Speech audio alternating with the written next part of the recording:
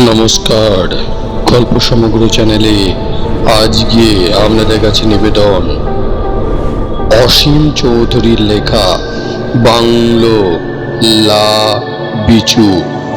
শুরু হচ্ছে আজকের গল্প অসীম চৌধুরীর বাংলো লা বিচু।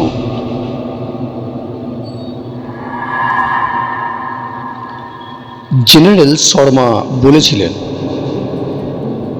খুব সম্ভব কেন ধরে নাও আমি তোমাদের রিসিভ করতে বাস স্ট্যান্ডে যেতে পারবো না, কিন্তু তার জন্য চিন্তা নেই, ভাওয়ালিতে আসতে কোনো অসুবিধা হবে না তোমাদের। আমি যা বলছি শুধু খাতায় নোট করে না। শুভ্রা খাতা ডট পেন এনে বললুম লেখো, নয়নিতাল এক্সপ্রেসে চেপে হলদিয়ানিতে নামবে। মনে রেখো, কাঠগুদাম নয়, কাঠগুদাম হলদিয়ানির আগের স্টেশন। সন্ধেবেলা যেখানে পৌঁছে একটা হোটেলে রাতটুকু বিশ্রাম নিয়ে নেবে। অনেক হোটেল পাবে, ওরা সকলেই আমাকে চেনে। হলদিয়ানি থেকে সকাল 7:30 বা 8টার সময় গোয়ালদাম যাওয়ার বাস আছে। বাস ভাওয়ালি, গরম পানি, আলমোড়া, কৌশানি, গরুর, বৈজনাথ হয়ে গোয়ালদাম পৌঁছায় বিকেলে। তোমরা যখন ভাওয়ালি আসছো তখন ভাওয়ালিতে নামবে। বাস স্ট্যান্ডে থাকবে আমার সাদা রঙার একটা jeep, number DD 1450। No problem. Baishakhi একটু ভীতু মেয়ে, বিয়ে ফাইনাল ইয়ার দিচ্ছে। দেখতে শুনতে বেশ ভালো, লেখাপড়ায় চৌকস, গান গাইতে নাচতে পারে। দোষের মধ্যে শুধু একটু ভয় কাতুরে। তাই শুভ্রা কাবেরী, সুমন্ত্র আর বিক্রমকে দলে নিতে চায়নি। বেচারি রাত্রি হলে একা অন্ধকারে ঘরে ঢোকে না, সারা রাত ঘরে আলো জ্বেলে ঘুমোয়। বাঘের চেয়ে ওর ভূতের ভয় বেশি, কিন্তু তাকে না নিয়েও উপায় নেই। কারণ এই ছিপছিপে সুন্দরী মেয়েটি যদি জেনারেল হরগোবিন্দ শর্মার বাংলোর সামনে জিপ থেকে না নামে তাদের সঙ্গে, তবে তিনি রাখবেন না, হয়তো শুধু মুখের হাসিটি মিলিয়ে যাবে। আসলে জেনারেল শর্মার সঙ্গে তাদের পরিচয় তো ওই বৈশাখী সূত্রেই। বৈশাখী দাদু আর জেনারেল শর্মা একই রেজিমেন্টে ছিলেন। তার ওপর বৈশাখী দিদিমা ছিলেন জেনারেল শর্মার দূর সম্পর্কের আত্মীয়, তাই বৈশাখীকে একটু বেশি স্নেহ করেন জেনারেল। অগত্যা বৈশাখীর খুড়তুতো দিদি কাবেরী, জামাইবাবুর সুমন্ত্র আর তাদের বন্ধু দম্পতি শুভ্রা ও বিক্রমকে রাজি হতেই হলো। আর্মি থেকে অবসর নেওয়ার পর জেনারেল শর্মা থাকেন ভাওয়ালিতে, তবে ঠিক শহরে নয়, গ্রাম শহর থেকে একটু দূরেই তার বাংলো। কাছে পিঠে বসতি নেই। বাংলোর বারান্দায় দাঁড়ালে শুধু চোখ পড়বে গগনচুম্বী বড় বড় গাছ, উঁচু নিচু পাহাড়ি আঁকা বাঁকা শহর সড়ক আর বরফ ঢাকা হিমালয় শিখর। বাংলোতে থাকেন জেনারেল শর্মা আর তার বহু পুরাতন ভৃত্য রামসি। শর্মাজি ডাকেন রাম ভাইয়া বলে। বৈশাখী যখন জিপ থেকে তড়াক করে নেমে ছবির মতো বাংলো বাড়িটা দেখে খুশিতে হাততালি দিয়ে উঠল, তখন হাসিতে মুখ ভরিয়ে এগিয়ে এলেন জেনারেল শর্মা।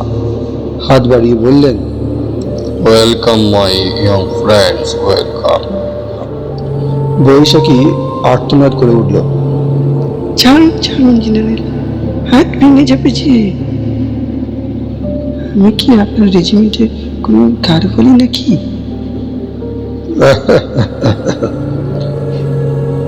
হেসে জেনারেল ডাক দিলেন, রাম ভাইয়া, ওদের সামান নামাও, তারপর সবাইকে নিয়ে চলো বাংলোর ভিতরে। কাবেরী হাতের ব্যাগটা ডাইনিং টেবিলে নামিয়ে বলল, এবারে আর গোলতাপ্পি নয়, সত্যিকারের ভূতের গল্প বলতে হবে। কিন্তু যারা ভূতে ভয় পায় তারা লিপির তলায় থেকে সীতারাম সীতারাম জপ করতে পারে। কাবেরী আর চোখে বৈশাখীর দিকে তাকালো। জেনারেল শর্মা সদর দরজার লিনটালের ঠিক উপরে দেয়াল ঘড়ির দিকে তাকালেন, তারপর বললেন, এখন যে যার বেডরুমে বেছে নিয়ে স্নান টান সেরে ফেলো, তারপর লাঞ্চ সেরে ঘুমিয়ে নাও। দেন রাত্রে ডিনার খেতে খেতে বা খাবার পর গল্প বলা হবে। জেনারেল শর্মার বাংলোর ডাইনিং রুমটা গোল, তাকে ঘিরে ঘর, চারপাশটা bedroom, kitchen, pantry, dressing room, reading room. Dining room থেকেই ইবোনাইটের ব্যানিস্টারওয়ালা সিঁড়ি উঠে গেছে দোতলা ছাদে। ছাদেও একটা বড় গোছের বেডরুম, কোনো ঘরই ফাঁকা নয় সেখানে, সেটি প্রয়োজন দিয়ে সাজানো, সবই ঝকঝকে। কাবেরী, সুমন্ত্র, শুভ্রা, বিক্রম বাগানের দিকে দুটো বেডরুম বেছে নিল। মুখ ভার করলো বৈশাখী। না রে, সবাই বেশ ভালো ভালো ঘর বেছে নিলে, আর আমারটা রান্নাঘরের পাশে। ক্ষুণ্ণ মনে বৈশাখী চলে এলো নিজের ঘরে। ঢুকতে গিয়েই চোখে পড়লো ঠিক দরজার ওপরে টাঙানো একটা ফটোর দিকে। ফটোটা সুন্দরী এক ইংরেজ কিশোরীর, এক মাথা কোকড়া চুল দুলিয়ে যেন হাসছে। বহু বছর আগেকার ফটো, সন্দেহ নেই, কিন্তু অসম্ভব রকম জীবন্ত। বৈশাখী ফটো ফ্রেমের এক কোণে টাইপ করা লেখা পড়ল, ক্যাথরিন ক্লিন্টন, বর্ন 1850, ডায়েড 1866।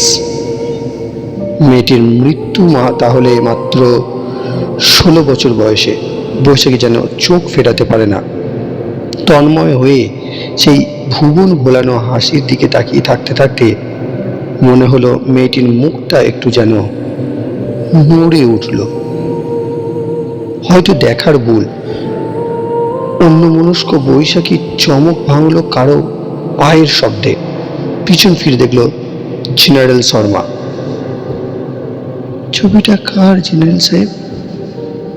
বৈশাখী আঙুল তুলে ফটো দেখিয়ে বলল, ওই বাড়িটা ঘোড়ায় যাদের ছিল সেই ফ্যামিলির একটি মেয়ের।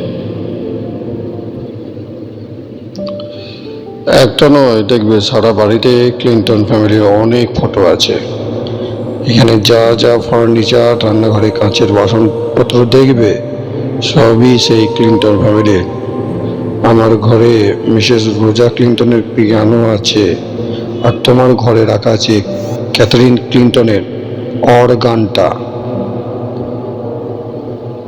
এনিওয়ে, পরে সব কথা হবে।